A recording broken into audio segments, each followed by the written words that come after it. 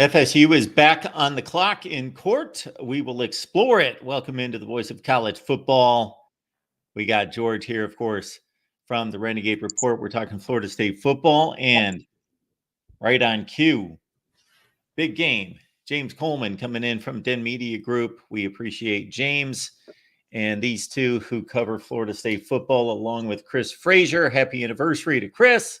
Spear Addicts, of course, right here on YouTube for all three. So we will drop those links in the chat. We want to make sure that everyone's locked in on George, James, and Chris. James coming live today from Dope Campbell, man. That is a dope background, man. That's it. That's funny. He somehow got the sun to set too. But James has a lot of power. Wields a lot of power. Yeah, you're in Florida now, buddy. You're getting the full humidity effect, which I don't know how the Atlantic Ocean affects that. If it's a little bit better for y'all over there, but it's just like a sweat over here in Pensacola. I can promise you that. There's a breeze. It's hot in Jacksonville. It's hot. There's usually a breeze, but it's hot, and it's yeah. I went from trying to find the midpoint of the day usually where it was nice and sunny and warm in Ohio to get outside, take a walk, do those things. Now I'm looking for early morning, looking for, I'm doing a lot of that at 6, 7, 8 o'clock at night. Exactly. All right. Well, timing's important for Florida State. George, you were starting to fill me in on what has transpired this week and just in the last 24 hours. So, man, we lean on you for the latest so you can get the conversation started here with what is the latest on Florida State versus the ACC. So just disclaimer, I am not an attorney. At one point in my life, I thought maybe I would be. I'm not the best person at this. We've been lucky to talk to some of the best people like Danielle Kelly and Doug Rohan. And between James and Chris, we've all been able to talk a lot about this thing. We've came a long ways. The latest happening, we were expecting it to be either today or yesterday. You end up yesterday morning it's either yesterday morning or like really late Monday night, something like that. We get the release, FSU, the amended filing comes out. And, as we kind of spoke on before, sure enough, that thing is sharpened to a T. The one particular hitch that caused the Judge Cooper to dismiss the motion, and which resulted in this amended filing, was the wording around jurisdiction in the suit. Judge didn't feel like they were clear enough, and kind of pointing out why the ACC actually did have, they set up shop in Florida. That I don't want to get too deep in the stuff, but there's a long arm statute in particular that they pointed at. So that it was really incumbent on Florida State to fix that part in particular. They offered initially to the ACC and to the judge, look, we will just change the part about the jurisdiction. We will add that paragraph, whatever you want us to do, revise that one page, and we can just go around and have a court date next week and keep this thing going. Well, the judge and the ACC pretty much both were in agreement. No, we want our 20 days regardless. So you better go take your full 10 days, minus weekends. So Florida State took that. They took that and they amended this filing. They added some details from Clemson's tactics in their filing. In South Carolina, they didn't go for damages like Clemson did up there, but they definitely, took a couple of different things. And I'm sure James has, a lot of things he wants to cover on it. I don't want to go get into every little bit of it. But that was the main thing there, is getting that amended filing from Florida State. They also had a meeting of minds. I don't want to say it wrong. It wasn't a full out hearing, but members of representation from both sides got together yesterday as well. They decided on a court date of June 18th, which now that Florida State has submitted the second amended filing, that gives them 20 days. Unlike Florida State's 10 days that didn't count weekends, for them, it does count weekends. So really that 10 and 20 days, when you look at it on the face of it, it's a lot closer. So hopefully about the same period of time, maybe 2-3 weeks tops, and we get the ACC's answer and they can have that court date on June 18th. But Judge Cooper's made it clear if the ACC wants more time, they're going to get it. Unless it's something just ridiculous that they ask for. If they need an extension, they'll probably get it. So we're going to hope on June 18th, but don't be too too miffed if you see that thing get extended one more time. James, your thoughts? I think it was a lot of great showmanship. And it goes back like as far as the amended complaint, and it kind of goes down to what I've been saying. One, Mark, you got a lot more Seminoles. I was joking with some of them. A lot more Seminoles watch the pod than what are given credit for. I believe it was this time last week. I was at Mike Norvell. I was where Mike Norvell was speaking to the Seminole Club, and I brought our quarterback commit to the paid ticketed function. And one of the things that a lot of lawyers and a lot of people were speaking about was how dumbed down I was able, not dumbed down, how I was able to be able to speak about these legal proceedings in a way that people can absorb it. And they're civil trial attorneys, and they're like, nah, you really landed the gist of it. You just don't have the case law, but you're not trying a case either. And it goes down to listening to Danielle Kelly, listening to Doug, and also just, as I like to joke, we have this thing, the standardized test called the FCAT. You have to pass it in high school in order to graduate. And if you pass the reading portion of the FCAT, then you should be able to understand that this is it's a lot of it's not as ironclad as what people would think it is. And the things that people talked about, the GOR, and especially if you use the Big 12, which is basically what our GOR was almost a copy and pasted of, except for the Big 12 left themselves a little bit more ironclad. There's no such thing as an ironclad contract, but the Big 12 used the current media rights agreement and then said future media rights, basically leaving themselves to this. The ACC literally only said the GOR is valid between the ACC and ESPN. What it's stating is that FSU cannot, while they're a member of the ACC, negotiate with somebody else, in particular ESPN, because that would not, as long as they're a member of the ACC. And that's really what they've kind of brought it. They've kind of narrowed it down to 2 points, and two very, very wide and vague points that are going to be hard to argue against in court. Tell us that the GOR, based upon what you say, is between you and ESPN, and we cannot negotiate that as a member of the ACC. But if we weren't a member of the ACC, would this, like, how would it be? Excuse me. We can't negotiate it as a member of the ACC because it would impede ACC business. But if we're not a member of the ACC, we no longer impede ACC business, and the ACC can move on as stated in the GOR. That's one thing. The second thing is about the penalty.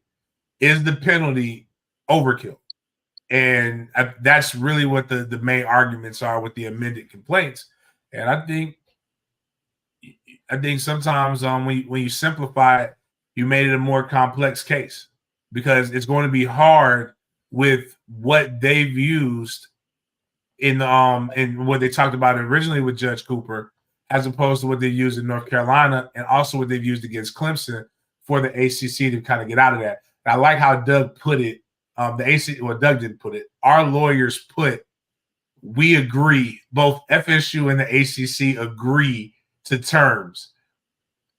They don't really agree to it, but it was just taking some words and some phrases that they said in court and using their words against them in a creative manner. So I really see all of this going toward, again, as I've always said, going toward they're going to settle out of court, even though the ACC said that there's no chance. But again, that was just a lot during the ACC media days. But I think that was just, again, just trying to stand your ground. But I don't see this going too much longer, because that's going to be tough to win in Florida, the way FSU presented its case.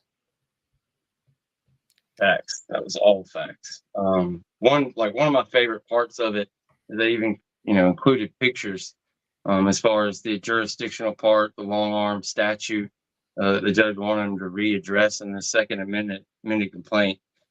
I found out stuff I didn't even know, but apparently Florida State, out of their own pocket, had to build like 5 different, big professional, ESPN quality studios on campus in the Moore Center and these different places for all these, ACC, ESPN broadcasts. So in the proof of, along with the fact that, yeah, it's all the home games and everything else, that they showed that, yeah, ACC does do business in Florida. This belongs in a Florida court. They had pictures of literally all these studios, and it's got giant logos everywhere that says ACC, ESPN. So just really knocked it out of the ballpark. And if you watched or listened or, followed us on the kind of Cooper's demeanor on this particular thing, he never wanted to dismiss to begin with. The only reason we're here is because the Florida State lawyers didn't want to just change it on the fly. They were going to want to actually go in and fix it. He was trying to lean them in a direction where they could have said right there in the middle of court, yeah, that's what we meant, Judge, and they'd have been just fine. But they decided to go resharpen this thing, and they dang sure did. As far as the ACC meetings, yeah, that was all kind of funny stuff said. Jim Phillips alluded to the February 2025 date. Pretty much the cutoff for ESPN to grant the extension, sign off on the extension. To our knowledge, what's been reported kind of across all of media and everything, everybody I've talked to, is that it's a single unilateral decision for ESPN if they want to extend. Jim Phillips, says, oh yeah, it's just a little look in where they can. They'll have an opportunity to come in and tweak a few things if they want to, but no, we're locked in through 2036. But yeah, pretty funny stuff out there.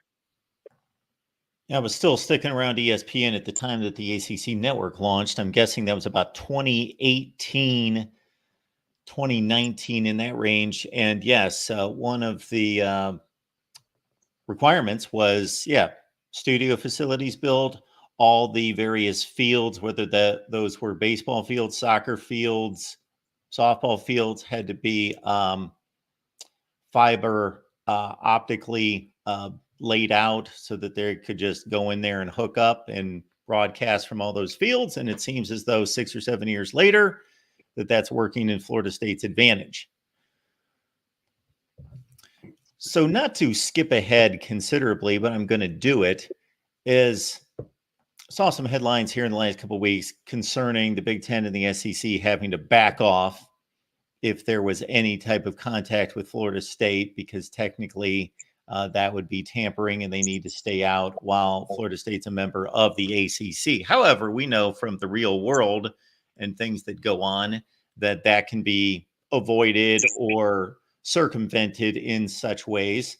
We also know that technically, I'm not talking real world, I'm talking technically Florida State could be exposed to a certain extent if they have to follow through with a court case all the way to the end and not have a home on the other side, settle with the ACC, or come to a decision by a judge, which none of the three of us, from what I remember of our discussions, believe is going to take place. But let's say it does, then having that buffer of time following a conclusion where they are then free to negotiate. I'm just curious about your thoughts about how Florida State and these conferences are possibly in communication, talking. There has to be a general idea of Florida State knowing what these conferences think of them, where they stand, all of that. There is certainly that in play, you would have to think at this point. Without a doubt. I don't think the initial moves would have been made if Florida State didn't know their worth. I mean, a big part of it is, obviously the common sense thing would tell you that, I think they released the numbers. I believe SEC was $52 million a year, 52.3 or something like that. And then the Big Ten was 60.5. And I believe the ACC numbers are somewhere in the 30s. Like, you can't just you're not going to just sit there and give that up to forget your rivals to Vanderbilt. You're not going to give that to Rutgers.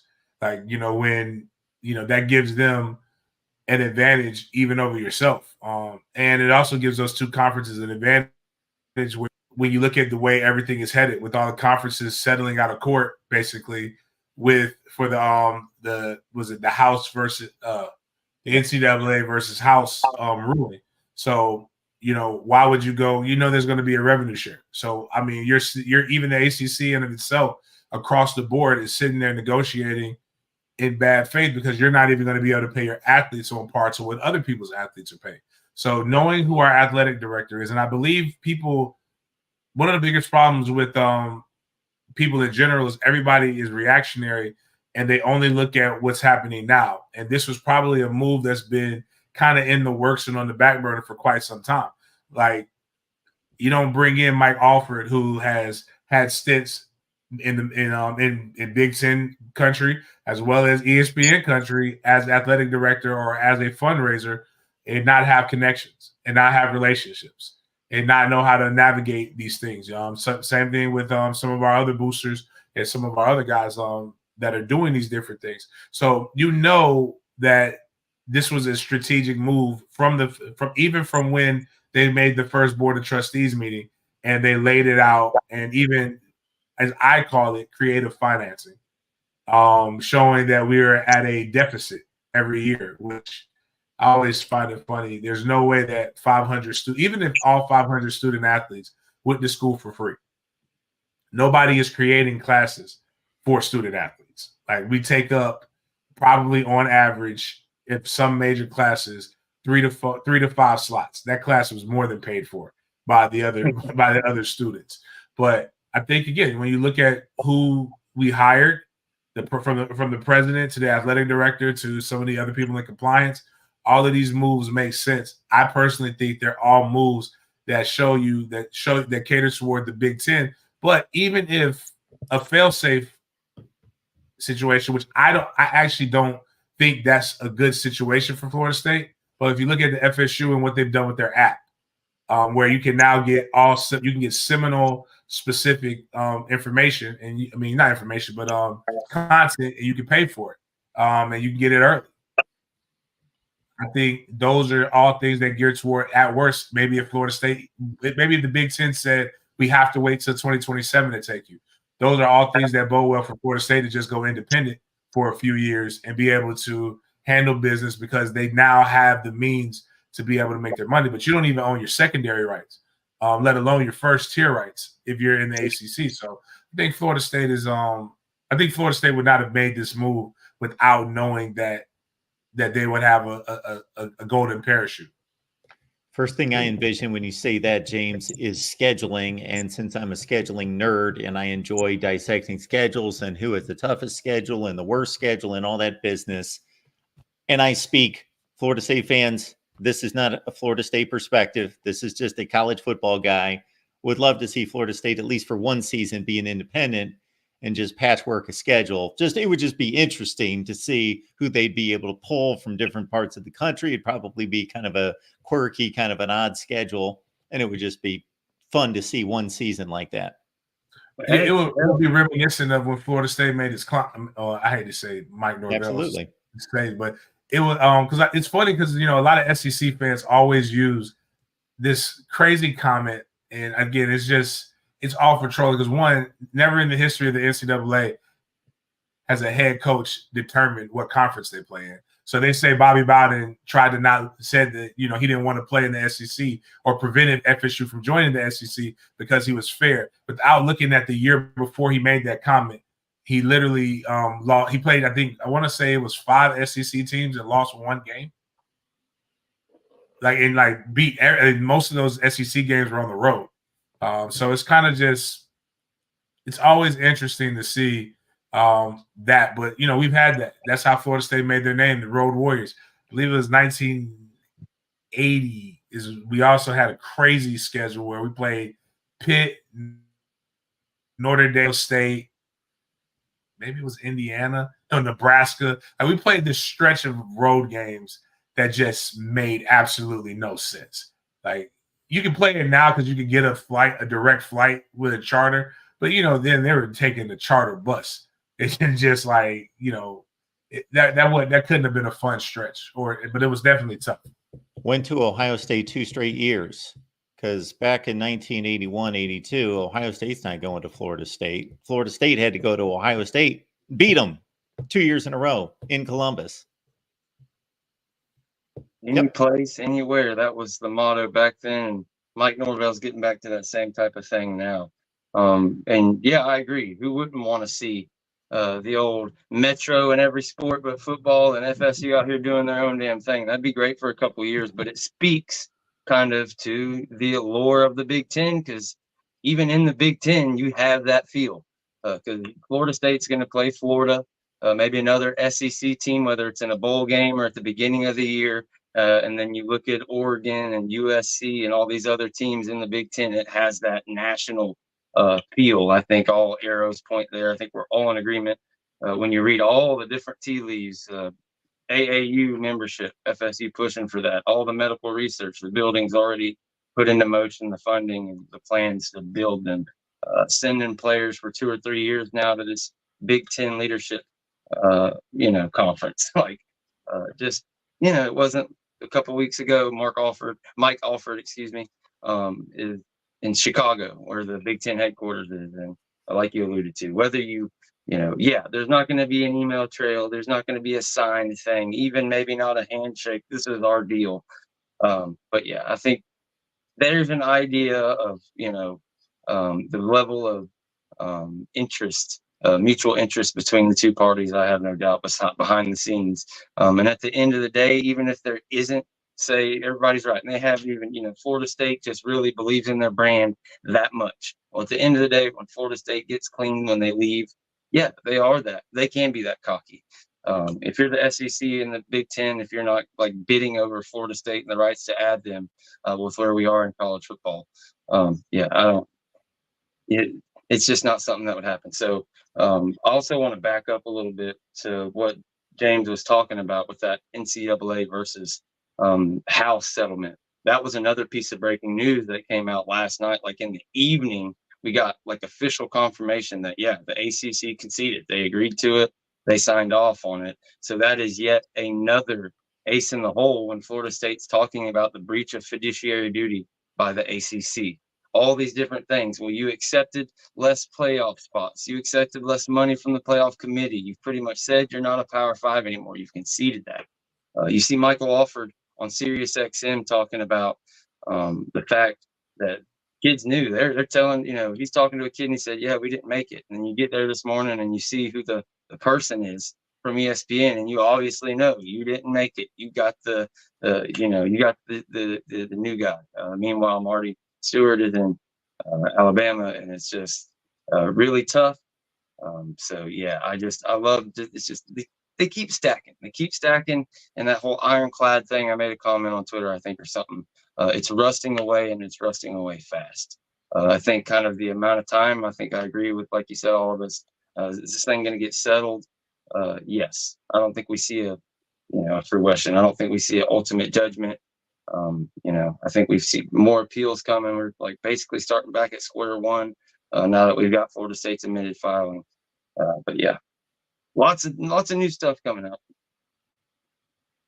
Jackson, we appreciate you being in the chat and dropping the links for James and for George. And so it's on the screen right now. It's also in the chat there, all of the Renegade Report links that you can go right to, and Den Media Group's in there as well. So just, Jackson, we appreciate that. So just getting back to what you both brought up that was nailed down this week with the ACC signing off on the settlement with the NCAA. The NCAA is reminding me of a number of examples we could use from 20th century world affairs and wars in which they're fighting so many losing fronts on so many places at the same time. Man. So let's not confuse everybody out there. The pay for play, we could get into that, whether we have time this week or at another time that's being projected right now to come to a closure here very soon, that looks at $17 to $22 million that will need to be distributed among revenue, television, gate, and otherwise to players on each major college football team or sports program, I should say. And then a lot has to be determined there. I made a list of questions I have that I'll probably produce a video that I won't have answers for, but I'll say I've got these questions. But getting back to the NIL portion of it, there's a retroactive figure of $2.7 to $2.9 billion that is going to have to be paid to players going back 10 years. So, James, first, our apologies that it doesn't go back about 19 to 22 years to catch you. So, unfortunately, you don't get a check in the mail. But we'll start with you since you did sweat and toil on the field, and this does involve you in regards to the NCAA coming to a settlement with the Big 12 and the ACC at this point, and they're all going to comply in terms of back pay for NIL and a plan moving forward where the schools are more involved with NIL. It reminds me of how the video game got put on hold for a couple of years, but I think I got. I don't remember if it was between $3,000 and $5,000 that I got for the video game. So, but I was okay with that.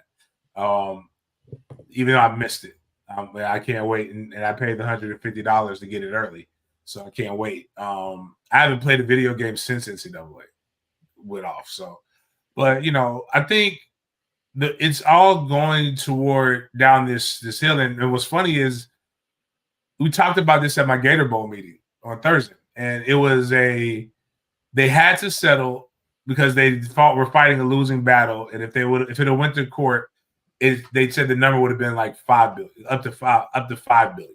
So settling for the money that they settled for was definitely a break.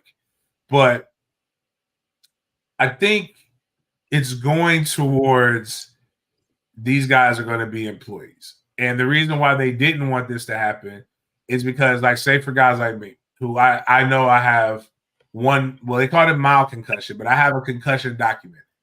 I have had hand surgery. I had shoulder surgery. All of these things I got while I was playing football for Florida State. And if they retroactive say I was an employee, any injuries that I have or anything that I have moving forward that's sustained with that, I would be able to go back and maybe get workman's comp, or they would be on the hook to be able to provide some semblance of relief as I go forward. And you can see how the NFL had to, when the NFLPA formed and got stronger, what the owners had to go back and retroactively do for former players. But it comes down to, if they could have really if they would have just done the right thing, this really wouldn't have been to this point. You didn't have to pay this much. You could have paid something, and I believe it would have delayed. It probably would have. We will always come back to this, but I think it would have kicked the can down the road for another 2 decades. And we see it with Big Pharma all the time. When they release these medicines that they know have side effects, they look at the fact of, all right, we're going to make $10 billion off of this. We may get sued, and we may have to settle for $4 or $5 billion. But we made out this much money, so the ends justify the means. So, like, to me, I would have just paid every player $36,000-$40,000, or just treated them as an OPS employee. I don't know what they call it in other states, but state of Florida, they have this thing called OPS. It's basically a temp worker. You come in, they pay you a little bit. You don't have really any benefits, but you are an employee of the state of Florida, and you could have done that. And I promise you, like, every school, every state has something like that. This would have probably been a lot easier. But everybody, and when you think about it, the NCAA is ran by presidents. You mean to tell me 140 of the smartest individuals in our nation that run universities, institutions of higher learning, could not get together to come up with some kind of plan to be able to circumvent all this? And the answer is yes, they could have. They just felt that they had this thing and nobody was going to change it. Well, now when you're paying coaches $10 million a year, 12, which is going to probably be, we're going to see for the first time a coach get $15 million in the relative future. And you're going to see colleges sign these. The next Big Ten deal is going to be for $2 to $3 billion like whenever they finally do it again annually, you got to stop saying this is amateurism. Like, and then people are saying they crave that. This ain't been amateur sports since Bobby Bowden got paid $2.5 million a year. And I love my coach. But like at the end of the day, look at what other I coach amateur sports. I get paid $1,440 the Wednesday before Black Friday every year to coach football in Duval County. So that's amateur sports. Like it ain't millions. Yeah, there is no comparison of another sport, college sport, to where it has a legitimate, like, I don't know what the split is. The NFL is a bit more global and less regional than college football. But like half the people I talk to, they prefer college over NFL. And the level that it's gotten is like unreal. It influences the NFL game to a high degree, to where they're having to kind of, mold. You see a Lamar Jackson go to the NFL and they build offenses around him. But getting back to the what you guys are talking about, about 2.8 billion, almost $3 billion that the NCAA has to come up with. And what really stuck out to me, and where it ties in for ACC and the fact they, agreed, signed off on it, conceded, whatever you want to call it. 155 million. It's the second most behind, I believe, the Big Ten, ahead of the SEC.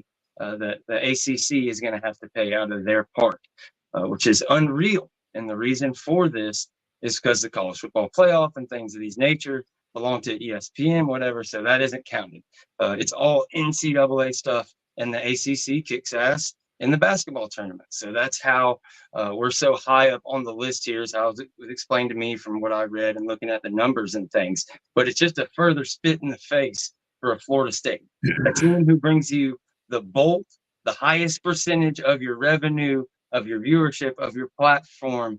Over half your championships, or exactly half your championships, whatever it is, you're already toting all this weight. That's your argument. You're pretty much pandering to the bottom 8 to 10 schools of the conference. You're doing all this. And so on top of it, you get screwed out of the playoff. You get snubbed from the playoff. You get all these less rights in it. You don't get as much money there. And then on the NCAA side, you're getting penalized more than anybody outside of the Big Ten, who has, it's a totally different ball club. They have double, triple the money at this point in time. So yeah, it's just another layer, another smack in the face, just another reason that Florida State has to get the heck out of Dodge. And whether it's the SEC or the Big Ten, like we believe, it's coming. It may be 27, like James alluded to. Maybe it gets pushed back, but that whole 28 through 2036, it's out. It's never going to happen. Whether Florida State has to go independent or try to move up to the NFL, I don't know what they got to try to do. But they won't be playing in the ACC in 2020. I'd be willing to bet pretty much any amount of money on that. Follow me on this point. I'm going to make one defense for the NCAA. So nobody throw rocks at me, tomatoes, or misunderstand what I'm saying. I'm not excusing them in any such way. Or as James put it, the 140 presidents that run these universities, that they know the law and they know what's right and they know what's business and what's not business and what passes for business. And this a long, long time ago became a business. However, the one thing that I will say is that I think we would agree that there are very few visionaries in life. Most people react. They respond to situations, to crisis. They don't look ahead and say, look at the tea leaves, look at what's going on here. Let's get in front of this and put a plan in place. If they're getting paid, if they're comfortable, if they're fine, if their institution, their organization, their corporation, their business, there's a zillion examples of this in life where, hey, it's working right now, we're good. And this started off very much as an amateur situation. If you take it back to 1920, 1930, 1940, it's an amateur sport. It's an extension of college life, of the university. Guys are just playing because they're the best guys that can play football, and it more and more. But, you got 5,000 people at the games, then you got 20,000, then you got 30, then they're paying money, and then boom, there's something called TV that hits in the 1950s. Oh, you put these games on TV. Somebody's making some money because they sell ads. So, well, we don't need to pay the players. They get a scholarship. They're fine. They eat well the day of the game. And it just, continues. It's a academic model, but it becomes a business, and it didn't become a business one day. It evolved as a business, bigger and bigger and bigger and bigger throughout the decades and generations, and it continued to be within an academic model, and it just flat out doesn't work. I mean, that's a great timeline of events. I mean, there's no argument there, but the argument here is that line is passed a long time ago, and yeah, there's no doubt it's a collection of the presidents, just like the ACC. Where Florida State and Clemson and North Carolina are kind of different. They spend a different amount of money. They do these different things in football compared to the rest of the conference. That's why they got to get out. When it comes to the NCAA, yeah, I mean, I agree with everything you said. It's just when you have power, when you have everything's running, you got all these tons of millions of dollars that's working. These universities, every single one of them, when you look at how much money they had, like James was saying, they could afford all these if they just think. I think it was TJ or Tony Altimore that said, basically, if they spent the minimum, like what the leading economists say, like you should spend of your coffers, the minimum, if they invested that each year, they could basically, with the profits, pay everybody's tuition. Nobody, period, would ever have to pay tuition again, and they would still be raking money in hand over fist. So yeah, it's just when did it turn from amateur to professional? Who really can say? But to a point now, where it's come up against the wall, and it's the iron amateurism. It's over. There's more important things. They're not having presidents come and give big speeches about amateurism and stuff anymore. It's pay the kids. Yeah. And certainly, I wouldn't even argue that it became a professional sport 10 years ago or 20 years ago. No, we're talking more like 50, 60, 70 years ago. Certainly, again, television, let's go back to 1970. Games are on TV, not every game like it is now, but ABC showing double headers, and there's games on other networks. They're making a ton of money even in 1970, and places all over the country like Ohio State, Michigan, and others are selling out 100,000 people, or probably more like 85 to 90. I know my attendance figures. Yes, 50 years ago, still, that's a lot of money. So even 60 years ago, it was a business. Now, would those guys have been making a ton of money as much as today? Of course not. But relative to the times, yeah, it's been a business for a way long time. This is well overdue. One of the things I did when I was in sports management in college, is I wrote a paper about what the pros do. Would they innovate? Innovation normally occurs at the pro level, at least in the sport. Then what ends up happening is what happened on the pro level gets pushed down to college after about 5 years. What happened on the college level gets pushed down to the high school, and then so on and so on. And you're actually starting to see that on the business side of it. You're seeing televised games, and a whole bunch of a lot of different things. So it's just, I think there's ways to get around things and still keep the pure. I actually don't mind any of the things that are happening now. And that's probably because I cover the NFL. It's not the NFL. It's not going to become the NFL. The NFL is literally, every time I do, it's less than 2,000 people at any given time play football in the NFL. So that's why it will never be the NFL.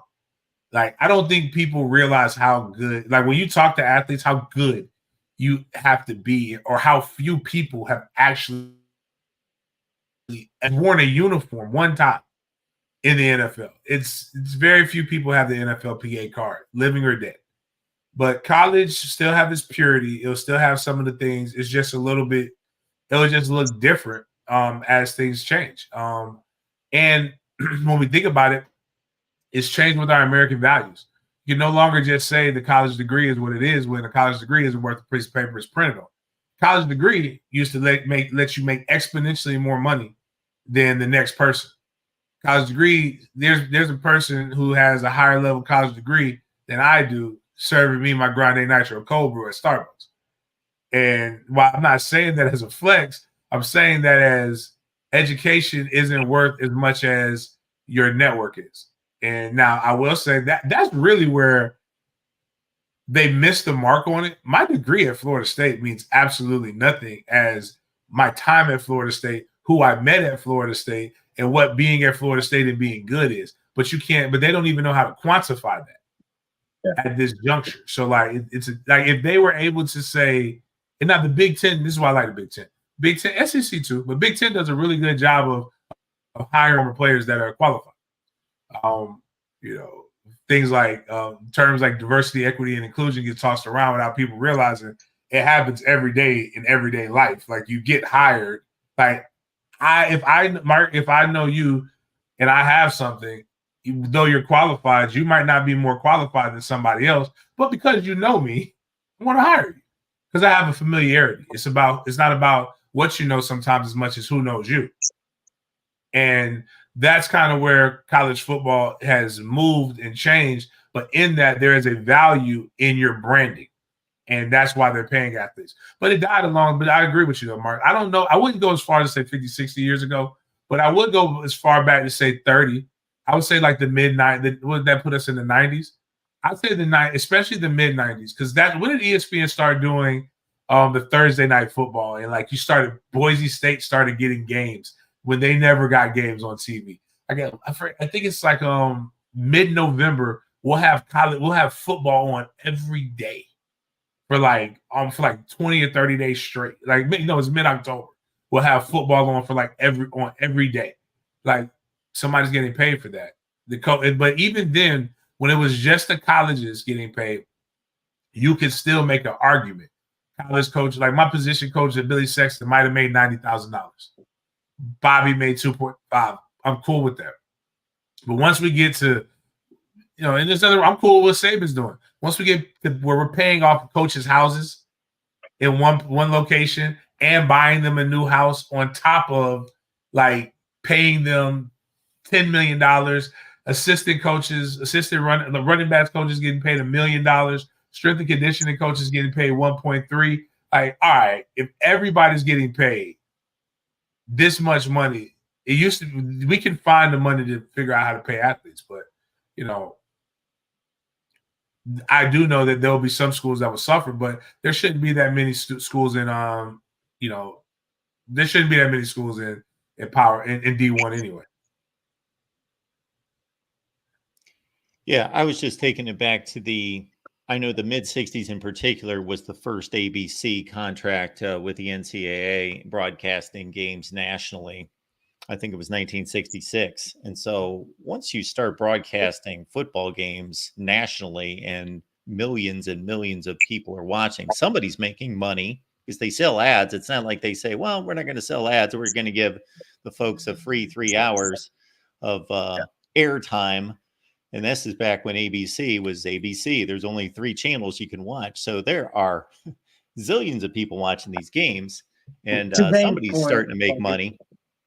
Somebody was definitely making money back then, but it was more a select few of, whether it was in the 80s when Florida State really started coming up and going anywhere or beating anybody, or whoever was killing it in the 70s. When you got to the 90s, it got to where, like he said, all of a sudden, even Boise State is getting on TV. Teams that used to never be on TV are on TV every week now. There's it's like you said, there's an argument and they're going to hold on. There's going to eventually have to be some tipping point. For me, it's really when you started having, taking people's Heisman trophies away and eligibility and wins for coaches over guys making a couple bucks for signing their own autograph and all these things. To me, that's when it was clear something needed to change, and they decided they were going to entrench and try to hold on as long as they could. And I'm just glad to see it finally come to pass. And whatever the solution is, the kids deserve some percentage of it, whether it's 2% or 3% of the pie. Just break it up amongst them and figure it out. Well, I think you guys hit on the next level. The next level, in addition to cable TV, cable TV was the next level around 1980. And then by 1990, being a real partner with college football. But also when everybody at Kyle Field in Texas A&M is wearing a number 2 jersey, and everybody knows because it's Johnny Manziel, but he doesn't get a penny for it. Yeah. The merchandising and the video games, that's along with the cable TV before that, took it to ridiculous levels. Good ridiculous levels. There's not a problem if everybody gets paid. Everybody's making money. That's not a bad thing. It just Can't wear needs to Adidas be cleats fair. though. The team has a deal with Nike. You can't wear your Adidas to try to get a deal with them. It's like somebody's getting paid for that. Mike 3883, we appreciate your contribution there. There's been this whole debate about Florida State versus Alabama for the playoff last year. What about the integrity of the sport? Have Florida State in over the cheaters? I believe he means Michigan, of course, and both Florida State and Alabama make the playoffs. Yeah, there's no doubt. That is one way to look at it. I don't really hold the grudge with any of the teams, but I do agree. It was kind of a big FU from the committee because it was the final year of that 14 playoff, but it really is a shame the message that it put. That's what hurt the most. That's what hurt Mike Norvell, Michael Alford, the players the most, is that, all you have is the entire history of the sport, Power 5, undefeated. You do everything. You put yourself in a position, and still, for them to decide to make that decision on this last one, and the biggest part, not having your conference, not having anybody have your back. And another thing Mike Alford addressed in that Sirius radio interview, that ACC championship broadcast, the entire thing was lobbying for the SEC, them interviewing SEC people, Kirk Herbstreit jumping up and down, freaking out over a crazy, insane game that Alabama should have won, and their issues. So it's like the week before. It was a whole mess. It is what it is at this point. I'll have more to say against Mike's statement when we get the final verdict from the NCAA on the entire Michigan thing. My thought process right now, and I probably have 30 or 50 or who knows how many hours on channels talking about this, but I'll sum it up in one statement. One individual cheated. We know that. Now, the impact of that cheating, we could argue for hours and hours and hours. Some people minimize it. Some people blow it out of proportion. The impact, let's put that to the side. But we know one guy cheated. He got fired. We don't know where it went beyond that. We know that one linebacker coach got fired because he knew about it to some degree. So because he instructed players on how to answer to the NCAA. So he gets fired. So I'm all about finding out what the impact of it was, or the permeation of it within the coaching staff all the way to Jim Harbaugh. That's what I want to know. Otherwise, I can't make some kind of verdict on that. But if you guys have any comments, whether it's just Michigan flat out cheating and Florida State not being involved, or as it pertains to Florida State's place rightfully in the playoffs. All I would say, one sentence on finish it, is just that, I don't buy it. Like, there has to be, if only one person cheated, there'd never been a story. Like, I have no doubt, if you ask me, I'd put all my money on, the whole offense, defense, everybody knew about it, and one person was out there with his neck on the line, and it happened to be the person that was they could top off. I guarantee you there's some kind of payment in escrow that guy's taken care of. But that's all I get. We're talking about, which cheating are we talking about? Talking about Michigan cheating. No, I'm saying Michigan got popped twice. Remember, Jim Harbaugh was supposed to serve a 4-game suspension because he had to fire his OC. Yeah, the spying, the going to other stadiums, and what's still being investigated. Which I agree. I mean, here's the thing. It was definitely wrong. I don't mind that as much because at the end of the day, they got to stop the play. Now, they can't put themselves in a good position to stop the play if they're running, but there's all kinds of different things that we can argue. I mean, Michigan was beatable, regardless of that.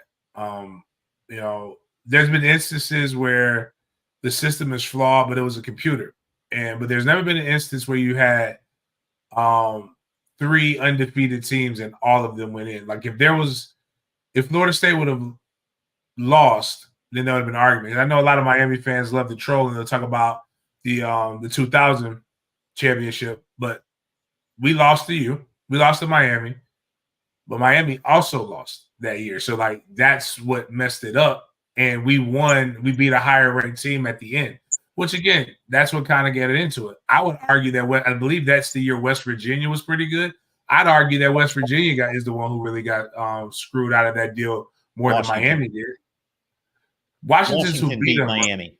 Yeah, Washington beat Miami, but I believe there was a West Virginia team that was now I forgot exactly who it was off the top of my head. I'm tired, but it was a team that should have that had an argument too. But here's where you're talking where we had 2000. Here's where we had an undefeated Power 5 conference champion. And it had never happened before. And they brought Texas and Bama in. And to be honest with you, they could have left Texas out. And Texas would have had an argument over Bama. Nobody has an argument over Florida State, though. And the reason why is because they play in a conference that's supposed to be what you consider one of the 5 better conferences. And they beat everybody, including a top-ranked team in Louisville who didn't have any of those injuries. And they deserve the opportunity to get their butt whooped. If that's the case, if you didn't believe, because even the excuses that people used, TCU the year before, if I keep telling that's a bad example because TCU beat Michigan. It made it to the national championship. They earned, if you win your playoff game, you earn the opportunity to get your butt whooped in the playoffs. Period. And that's just what happened. I mean, but it's not Bama's fault. Bama did what they needed to do. They played the path, they played the game. It helps. It would not have helped ESPN to not in the narrative. And again, a lot of people, it's not a grand government conspiracy, what people mean, but let's just stop saying that ESPN, who pays the SEC's bills, wouldn't have, like, if you didn't have an SEC champion in there, that wouldn't look good to the narrative of SEC superiority, which gets pushed. By the way, Mark, did you see the article that was written about how the NBA has flourished with NBC over the NBA flourishing with ESPN? No. And it has everything to do with narratives. The crux of the argument is that NBC has done a better job with the NBA because they have focused on the stories centering around the players in the game, whereas ESPN has focused more on like tearing down the current better players and comparing everybody to Jordan. So basically, you're comparing and then using your Stephen A. Smiths and your talking heads to be more of the story than the actual game or the gameplay. So that's kind of seems to be the strategy right now at the network. Is the strategy isn't the gameplay, which is also why I think Fox and a lot of other people are starting to have a better product than them. It's about creating drama, and which drama sells, but instead of just letting the gameplay itself play out.